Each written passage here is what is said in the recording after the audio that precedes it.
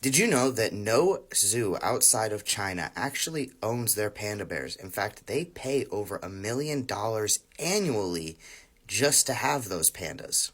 Not only that, but any pandas that are born in captivity get shipped back to China for them to raise within 4 years of that panda being born. The first ever giant panda brought over from China was a 3-month-old cub back in 1936.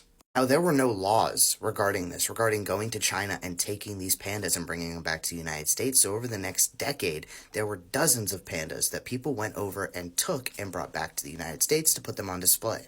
By the 1940s, China had had enough and decided to put an end to it. So then China sent over a panda to the United States pretty much as a gift, saying, hey, thanks for helping us in the war against Japan. Well, the US didn't really recognize the gift and tried to forbid people from actually going to visit China. So then the Chinese government said, well, we'll be gifting pandas now to the Soviet Union and to North Korea. And between 1957 and 1983, they sent 24 different pandas across the world. And it wasn't until President Nixon in 1972 actually recognizing that China was gifting these pandas to us. And then by the mid-1980s, they realized that the population of giant pandas was diminishing and they had to stop gifting them. So now China only loans these pandas. At first, they started out with small loans, as in years, and now they've grown to about a 10-year loan for these pandas, with $500,000 to $1 million being paid back to China in order to have these bears.